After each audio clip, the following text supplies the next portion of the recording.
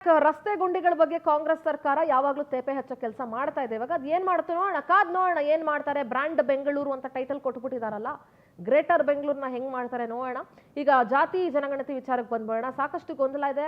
ಈ ಗೊಂದಲದ ನಡುವೆ ತಲೆ ಮೇಲೆ ತಲೆ ಬೀಳಿ 22ನೇ ತಾರೀಕಿನಿಂದ ರಾಜ್ಯಾದ್ಯಂತ ಜಾತಿ ಗಣತಿ ಸಮೀಕ್ಷೆಯನ್ನ ಮಾಡೇ ತೀರ್ತೀವಿ ಅಂತ ಮುಖ್ಯಮಂತ್ರಿಗಳು ಹೇಳ್ಬಿಟ್ಟಿದ್ದಾರೆ.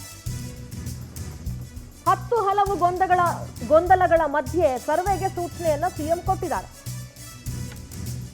ಯಾವುದೇ ಕಾರಣಕ್ಕೂ ಸರ್ವೆ ನಿಲ್ಲೋದಿಲ್ಲ ಅಂತ ಸಿಎಂ ಸಿದ್ದರಾಮಯ್ಯನವರು ಇವತ್ತು ಮಾತಾಡಿದ್ದಾರೆ.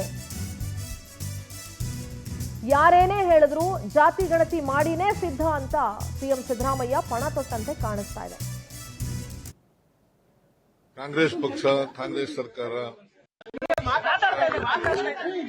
ಬಿಜೆಪಿಯವರು ರಾಜಕೀಯ ಮಾಡ್ತಾ ಇದ್ದಾರೆ. ನೀವು ಕೂಡ ಪ್ರತಿಯೊಬ್ಬ ಮಿನಿಸ್ಟ್ರಿಗಳು ಕೂಡ ರಾಜಕೀಯವಾಗಿ ಆರೋಪ ಮಾಡ್ತಾ ಇದ್ದಾರೆ ನಮ್ಮ ಮೇಲೆ. ಅದನ್ನ ಕಾಂಗ್ರೆಸ್ ಪಕ್ಷ, ಕಾಂಗ್ರೆಸ್ ಸರ್ಕಾರ ಹಿಂದೂ ವಿರೋಧವಾಗಿದೆ, ಹಿಂದೂಗಳ ವಿರೋಧ ಇದೆ ಅಂತ ಹೇಳ್ತಾ ಇದ್ದಾರೆ. ಅದನ್ನೆಲ್ಲ ನೀವು ಖಂಡಿಸಬೇಕು, ಅದಕ್ಕೆ ಸರಿಯಾದಂತ ಉತ್ತರ ಕೊಡಬೇಕು ಅಂತ ಹೇಳಿದ್ದಾರೆ.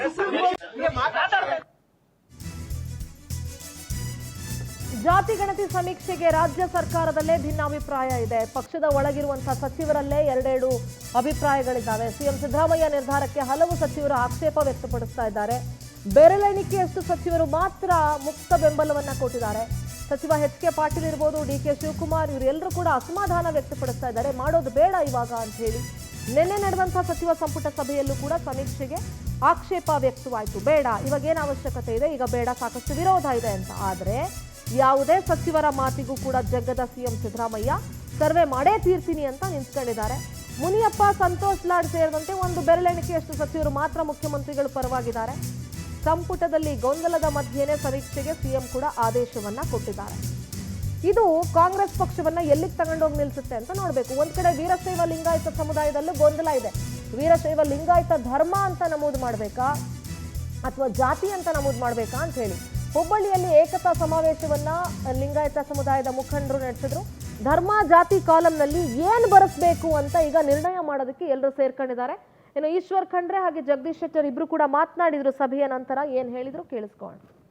ಸಮಾಜದಲ್ಲಿ ಎಲ್ಲರೂ ಒಗ್ಗಟ್ಟಾಗಿರ್ಬೇಕು.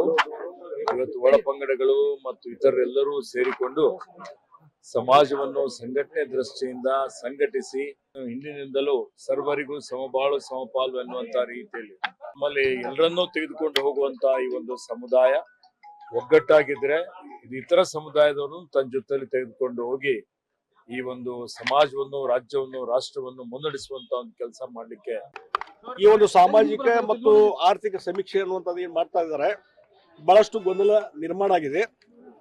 ಮತ್ತು ಯಾವ ರೀತಿ ಅದರಲ್ಲಿ ಕಾಲಂನಲ್ಲಿ ಬರೆಸಬೇಕು ಅನ್ನುವಂಥದ್ದು ಬಗ್ಗೆ ಇದಾಗಿದೆ.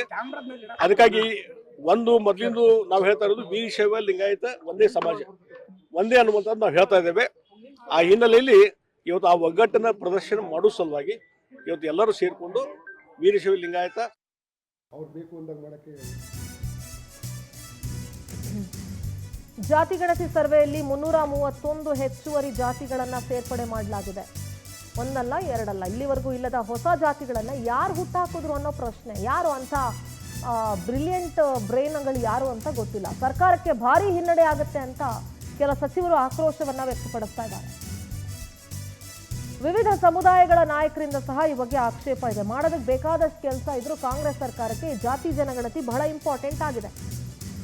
ಆಕ್ಷೇಪ ಹಿನ್ನೆಲೆ ಹೆಚ್ಚುವರಿ ಜಾತಿಗಳ ತೆರವಿಗೆ ಸಿಎಂ ಸೂಚನೆ ಕೊಟ್ಟಿದ್ದಾರೆ.